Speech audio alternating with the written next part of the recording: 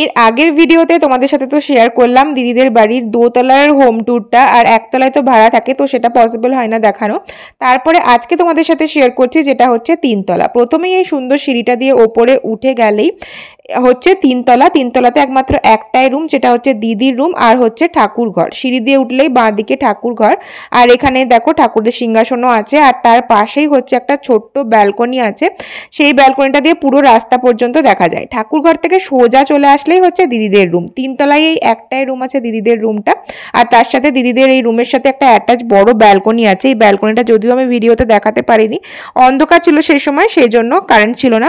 তারপরে হচ্ছে এই রুমটা দিয়ে সোজা চলে আসলে এটা হচ্ছে দিদিদের একটা অ্যাটাচ বাথরুম। আর এই সবগুলো ঘরের মধ্যে দিদিদের এই রুমটাই হচ্ছে সব থেকে বড় রুম। আগে এটা দিদির শাশুড়ি মার রুম ছিল, দিদির বিয়ের পরেই এটা দিদিকে আর অভিষেক দাকে দেওয়া হয়েছে। ওয়ালে সুন্দর দিদিদের একটা ফ্যামিলি ফটো আছে 3টে, আর এই দিকে যে ফটোটা আছে সেটা হচ্ছে দিদিদের বিয়ের সময়কার ফটো ফ্রেম করা আছে। দিদিদের এই রুমটা থেকে বেরোলেই সামনেই হচ্ছে একটা সিটিং এরিয়া করা হয়েছে।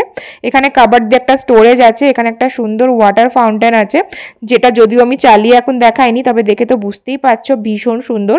শোপিস দিয়ে এই পুরো জায়গাটা সাজানো আছে, আর তাছাড়া আছে সোফা সেট দিয়ে সাজানো একটা সিটিং অ্যারেঞ্জমেন্ট।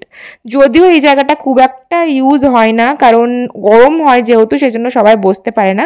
শীতকালে এই জায়গাটায় সুন্দর বসা যায়। আর এইখান দিয়ে সামনে চলে গেলে আর একটা ছোট্ট ঝুল বারান্দা আছে। তারপরে এই সোজা চলে আসলে হচ্ছে ছাদে যাওয়ার রাস্তা। তবে তখন যেহেতু রাত্রি হয়ে গেছিলো, আমি বিকেলবেলায় যে ভিডিওটা শ্যুট করেছিলাম সেটাই তোমাদের সাথে এখানে শেয়ার করছি। তো রাত্রিবেলায় তো কারেন্ট ছিল না যে সময় ভিডিও করছিলাম, তো তখন শেয়ার করা সম্ভব হয়নি বা ফটোশ্যুট আসেনি তখন ঠিক মতন। তো এখান দিয়ে সোজা সিঁড়ি দিয়ে উঠে গেলেই হচ্ছে এই ছাদটা। এই ছাদে এখন কিছু সোলার লাইটের কাজ চলছিল, এই জন্য একটুখানি এই যে জিনিসপত্র পড়ে আছে। এই ছাদ দিয়ে সোজা চলে গেলেই যেটা দেখতে পাচ্ছ সেটা হচ্ছে একটা 4তলা ফ্ল্যাট, যেটা হচ্ছে দিদিদেরই ফ্ল্যাটটা। তো এখানে 2টো তলা যে নিচে আছে সেগুলো রেন্টে দেওয়া আছে। ওপরে যে 4তলাটা দেখতে পাচ্ছ দরজা, সেই 4তলাটা একমাত্র 1 BHK। তো সেটাকে সাজিয়ে দিদিরা ইউজ করে। সবসময় ইউজ হয় না, এটা ইউজ হয় হচ্ছে যখন সবাই গেট টুগেদার হলো বা অনেকজন এলো গল্প গুজব আড্ডা করার জন্য, এটা ইউজ করে, সেই জন্যই সাজিয়ে রেখেছে। একটা সুন্দর এখানে কিন্তু রান্নাঘর আছে, তাতে সমস্ত রকম মাইক্রোওয়েভ থেকে শুরু করে এয়ার ফ্রায়ার সমস্ত কিছুই আছে। বাসনপত্র যদি দরকার হয় তো এখানে কিন্তু ইউজ করা যাবে, রান্নাও করা যাবে, ইন্ডাকশান আছে। একটা এখানে বেসিন এরিয়া আছে, আর তারপরে বেসিন এরিয়ার পাশেই হচ্ছে এটা একটা ওয়াশরুম, সুন্দর একটা 1 BHK থাকার জন্য। আর তার পাশের যে রুমটা সেটাই হচ্ছে একটাই এই রুমটা আছে। এই যে এই রুমটাও কিন্তু বেশ ভালোই বড়, একটা ডাবল বেড রাখা আছে। আমরা যখন শীতকালে এসেছিলাম আগের বার, তোজো তখন কিছুতেই দিদিদের ওই নিচের এরিয়াতে থাকতে চাইছিল না, তখন কিন্তু আমরা এই ফ্ল্যাটের এই রুমটাতেই ছিলাম। এখানে এসে সেই কথাটাই মনে পড়ে যাচ্ছিল। আর এখানে একটা আলমারি আছে, আর এই বেডটাই আছে, আর সুন্দর কালারটা আমার ভীষণ মিষ্টি লাগে এখানে দেখতে। এই দিনকে যে ভিডিওটা আমি করছি সেদিনকেই দিদির বাড়িতে হাউস পার্টি ছিল, টিনা অমৃত এসেছিল, আর সেদিনকে এই ভিডিওটা শ্যুট করা। এই দেওয়ালে ফটোটা হচ্ছে দিদির শাশুড়ি মার ফটো। আর এটা তো দেখালামই কিচেন এরিয়াটা, দেখতেই পাচ্ছ এটা কিন্তু ফাংশন করতে চাইলে এক্ষুনি ফাংশন করা যায়, সমস্ত রকম ব্যবস্থা আছে।